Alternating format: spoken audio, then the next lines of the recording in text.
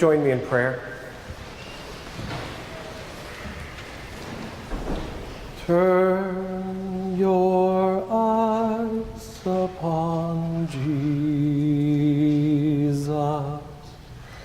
Look full in his wonderful face, and the things of earth will grow strangely dim in the light of his glory and grace. Amen. Every Thursday night growing up, we traveled to Boston. No matter where we were growing up, there was this spot on Thursday nights, oftentimes at 9 o'clock, that we would travel to Boston.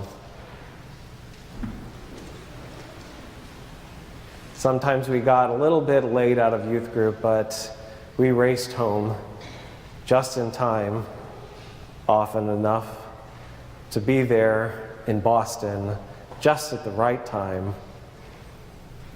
Making your way in the world today takes everything you got. Taking a break from all your worries sure would help a lot. Wouldn't you like to get away? Sometimes you want to go where everybody knows your name. Doom, doom, doom, doom. And they're always glad you came. Doom, doom, doom. You want to be where you can see troubles are all the same. You want to go where everybody knows your name. It's that sense of belonging. It's that sense of belonging that brings communities together. It's been that way for, I think, as long as we've been around. Communities spring up out of a sense that we want to take care of one another, be a part of the fold. We get the comfort of these collective stories, these collective songs that we have. We started off this morning with our call to worship, Psalm 23. An adaptation, of course, but still, nevertheless, we hear these phrases as a community of faith, and it shores us up. We get to John chapter 10, what we've heard this morning.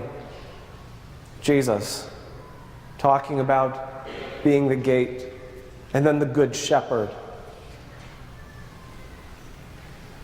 We hear his detractors saying, "Tell us plainly if you're the Messiah or not." And Jesus, in essence, is saying, if you had the sense of belonging, you wouldn't be asking that question. Jesus says, "I'm the good shepherd. No one will snatch them out of my hands." No one will snatch them out of my hands. And if you're like me, thinking about what we've collectively as a people have gone through this week, I'm having a hard time believing that phrase. No one will snatch them out of my hands. How can we say that no one gets snatched out of God's hands in light of this week? In light of when these tragedies occur? This past week it was Boston, Texas. It was Webster in Christmastide, Newtown during Advent. For the past 2 years, it's been Syria. It's been Palestine for decades, centuries. No one getting snatched out of God's hands? If you ask me, people are constantly getting snatched by chaos. we keep coming back as humans to this question, this problem of evil. How can we believe in a good God while at the same time holding fast to the idea that this God is all-powerful and all-knowing? All-powerful in the sense that everything that happens is because of God's will. All-powerful in the sense, in other words, that everything that happens is dictated somehow and endorsed by God.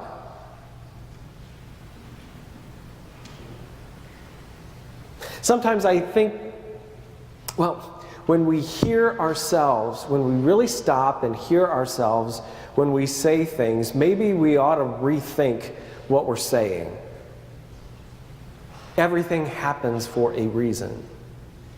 Have you heard that phrase before? Have you said that phrase before? Almost in the midst of tragedy and trials and tribulations, we say these things almost somehow to pacify our souls. But does it really help? When we think about it, everything happens for a reason.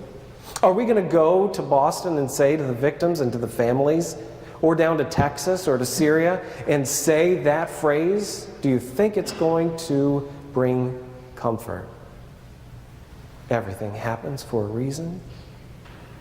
Or I'm just going to relax and trust that God's plan will come to fruition. How many of us have seen the bumper sticker, "Let go and let God"? Or a recent country song, "Jesus, take the wheel."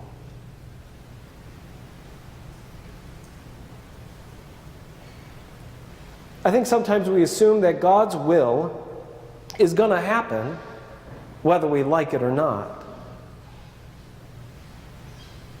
I think sometimes we think that God's will is going to happen whether we like it or not.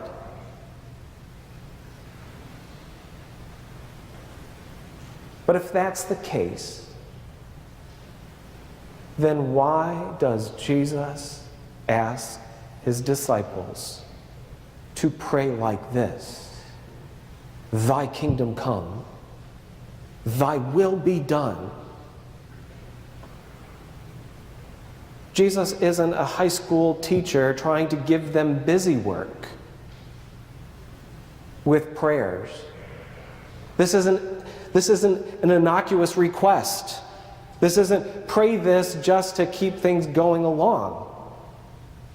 We have to take seriously the fact that Jesus is asking his disciples to pray, "Thy kingdom come, thy will be done," almost as if Jesus is saying, if you don't pray this, if you don't act on this, if you don't embody this, there is a chance that God's will may not happen.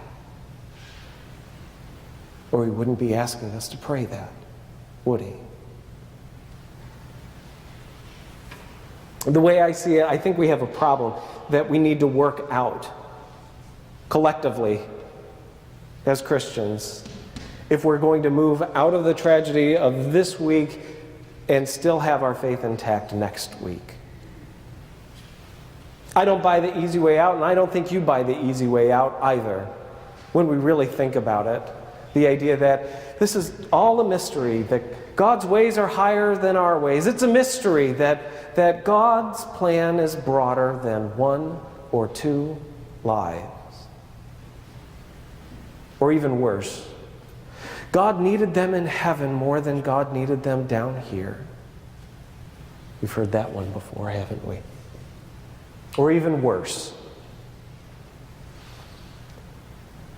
I guess we'll never understand God's will. Give me a break.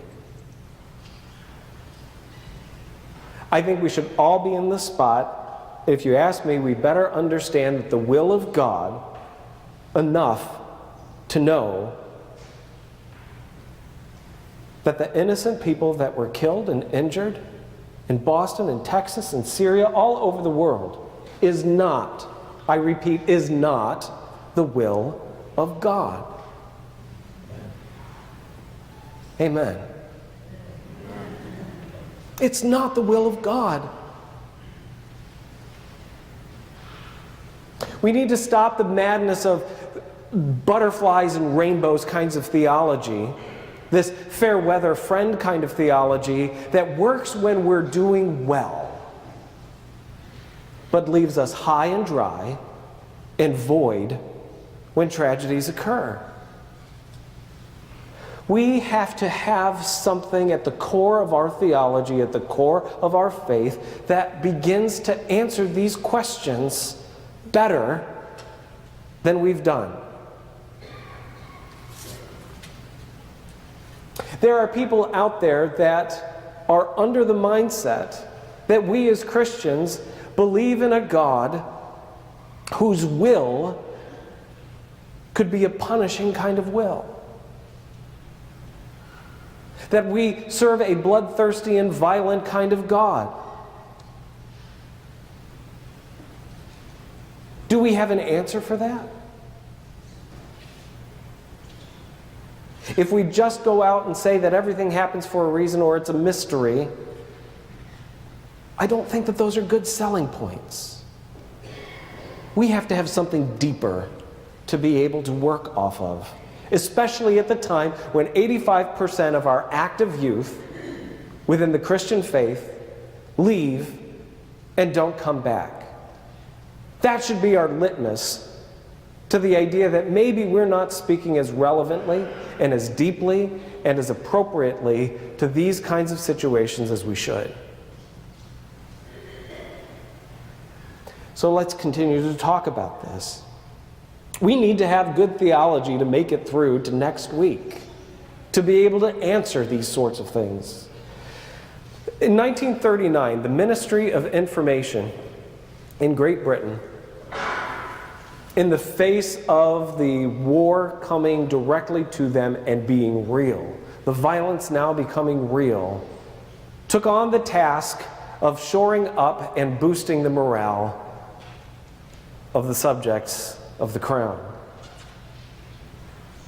They took on the task with posters. Simple solid color backdrop, simple font, up at the top, the sign and symbol of the crown of King George VI. Simple phrases. The first poster to be issued said, "Your courage, your cheerfulness, your resolution will bring us victory." The second poster that they put out said, "Freedom is in peril. Defend it with all your might." And the third, and now probably the more popular of all of them, simply said, "Keep calm and carry on." Keep calm and carry on. It's a great phrase, but like any good preacher, I'd like to modify it. I think this is where we get our sense of belonging. We are now in the midst of Eastertide, and soon before us is Pentecost. We read about it in Acts. We experience with them what this act of Pentecost is. And Acts is actually hearkening back to the prophet Joel.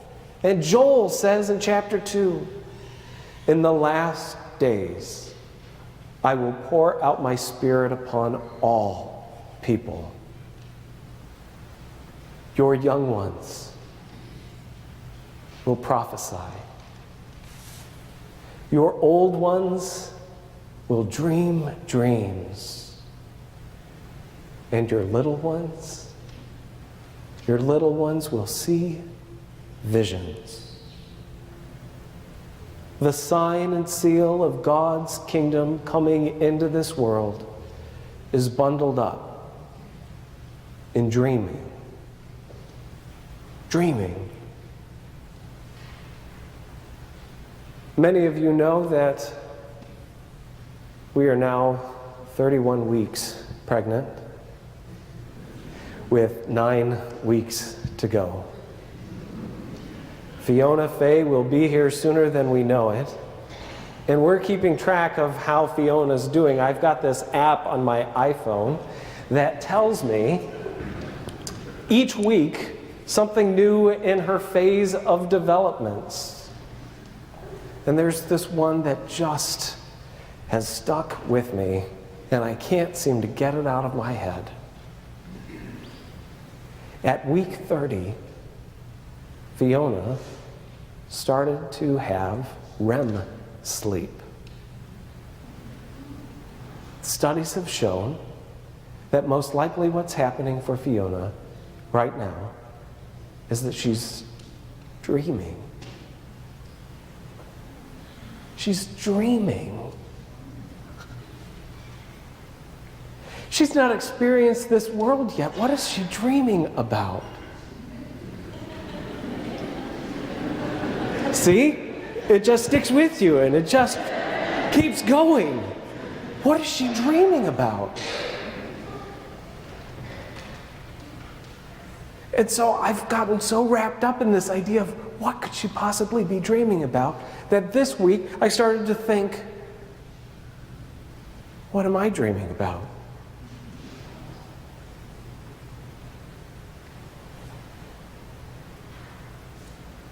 And then it led to, what are we, as Easter people, what are we dreaming about?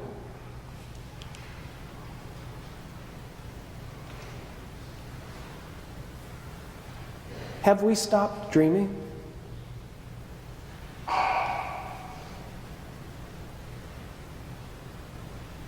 Yes and no. We hear about the dreams of Project Chacocente coming alive. I see unfold for my son Tyler and his friend Brennan a dream coming alive of making a difference in Jamaica as well. We have these spots where these dreams are happening. But are we dreaming enough? Are we dreaming? Here's what I think. I think it's time for us to keep calm and dream on. Keep calm and dream on. I'm so concerned with the thought that Fiona is dreaming in the womb, that Fiona is beginning to dream, and we're going to bring her into a world where we've stopped.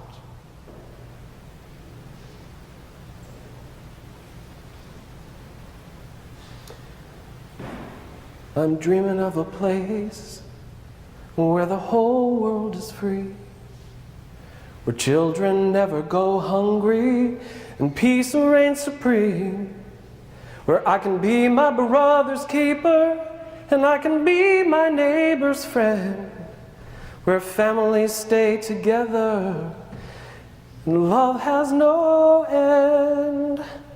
I believe in a place called hope, a place of perfect peace for every heart and soul, where every broken spirit can be made whole.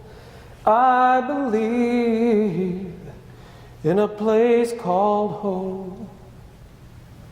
I still believe in a place called hope. Because I believe that we can dream again. I believe that the dream doesn't mean some sort of programmatic dream. This is not a dream of just maintaining the status quo. Because I think we get messed up sometimes with this phrase, keep calm and carry on, and we've misinterpreted it, and we've gone the idea of keep calm and maintain the status quo. That's not dreaming.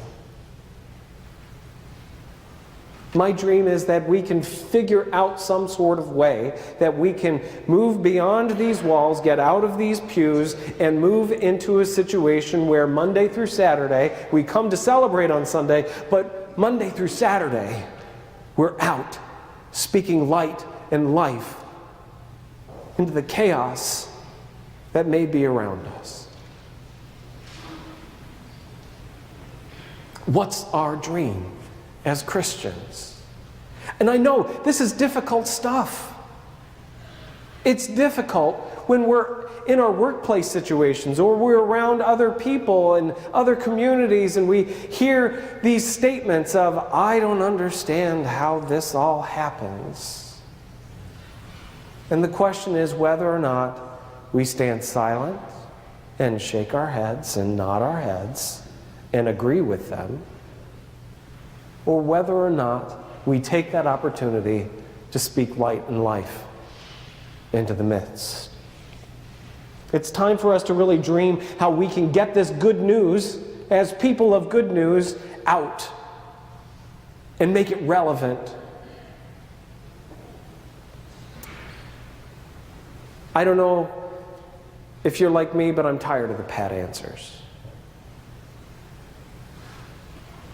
They're empty. They don't make a difference.